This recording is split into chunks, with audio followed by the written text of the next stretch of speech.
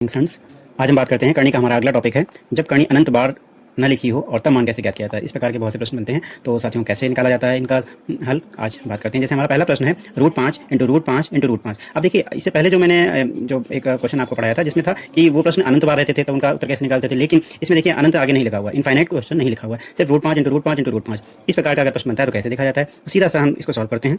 इसमें जो संख्या बार बार लिखी, जैसे 5 5 5, तो वो संख्या यहाँ पे लिख ली जाती है।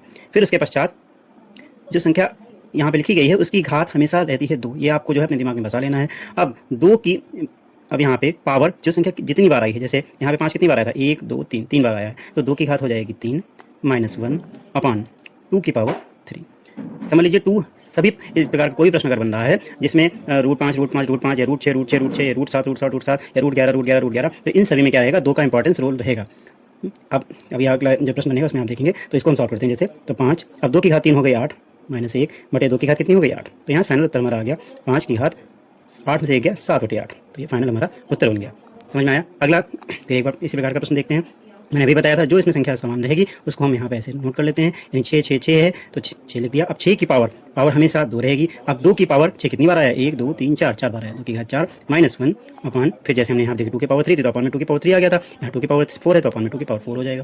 फिर इसको आगे सॉल्व कर लीजिए, तो 2 की घात 4 हो जाएगी 16 -1 बटे 2 की घात 4 16, तो फाइनल उत्तर क्या आ गया, 16 में से गया 15 बटे 16। देखिए कितना आसान है। ऐसे ही अगला हमारा √7 √7 √7 √7, तो ऐसे ही क्या हो जाएगा, इसको सॉल्व करेंगे 7। अब 7 की फिर कितनी हो जाएगी, कितनी बार आया, 1 2 3 4, तो 2 की घात 4 -1 अपान 2 की पावर 4, फिर वही उत्तर आया, तो 2 की घात 4 हो गई 16 -1 बटे 16, तो 7 की घात हो गया 15 बटे 16। आप लोग देख रहे होंगे कि ये सवाल कितना आसानी से लग रहे हैं। ऐसे ही √11 √11 √11 √11 √11, तो सभी में 11 11 11 आ रहा है, तो हम कैसे लिखेंगे इसको 11। अब देखिए 11 कितनी बार आया, 1 2 3 4 5, तो 2 की पावर 5 -1 अपान 2 की पावर 5, तो 11। अब 2 की घात 5 होती है 32 -1 बटे 2 की घात 5 32, तो 11 की घात 32 में से 1 गया 31 बटे 32। ये हमारा फाइनल उत्तर आ गया। तो आपने देखा कि इस प्रकार के प्रश्न कितना आसानी से और कितने संक्षिप्त तरीके से और बहुत ही जल्दी से निकल कर इसके हल आ रहे हैं। तो साथियों कैसे लगी ये हमारी ट्रिक, इसके माध्यम से आप जो है ज़्यादा से ज़्यादा प्रश्न आप कर सकते हैं। धन्यवाद। तो मिलते हैं अपने नए टॉपिक पे।